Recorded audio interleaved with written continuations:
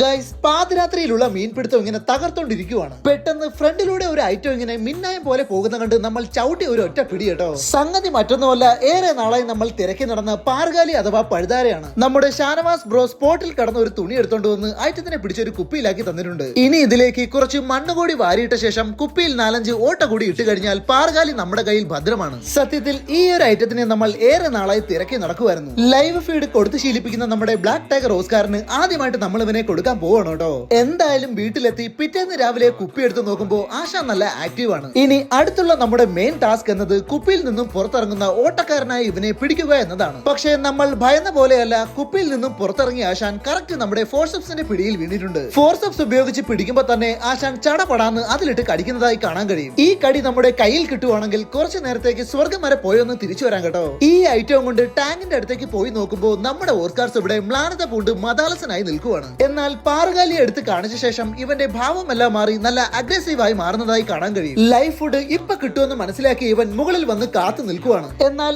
ആദ്യമായിട്ട് പാർഗാലിയെ സ്ട്രൈക്ക് ചെയ്യുന്ന ഇവൻ അപ്പോൾ തന്നെ അതിനെ തുപ്പിക്കളഞ്ഞു. ഒട്ടും വൈകാതെ തന്നെ ഓടി വന്ന് ഇവൻ രണ്ടാമതും അതിനെ സ്ട്രൈക്ക് ചെയ്യുന്നുണ്ട്. പക്ഷേ ഈ പ്രാവശ്യം അതിനെ തുപ്പിക്കളഞ്ഞപ്പോ പാർഗാലിയെ തിന്ന് രുചി പറ്റിയ നമ്മുടെ ആൽബിനോ ഓസ്കാർ അതിനെ അകത്താക്കി കളഞ്ഞു കേട്ടോ. ഈ സമയം നഷ്ടബോധം മനസ്സിലാക്കിയ നമ്മുടെ ബ്ലാക്ക് ടൈഗർ ഓസ്കാർ വെള്ളത്തിൽ ഓടി നടക്കുന്ന പാർഗാലിയുടെ പൊട്ടും പൊടിയൊക്കെ തിന്നുന്നതായി കാണാൻ കഴിയും. ഒരുപക്ഷെ ആദ്യത്തെ എക്സ്പീരിയൻസ് ആയതുകൊണ്ടാവാം ആശാൻ ഇതിനെ തുപ്പിക്കളഞ്ഞത്. അടുത്ത പ്രാവശ്യം നമ്മൾ പാർഗാലിയെ കൊടുക്കുമ്പോൾ എന്തായാലും ആശാൻ അതിനെ മിസ് ചെയ്യില്ല കേട്ടോ.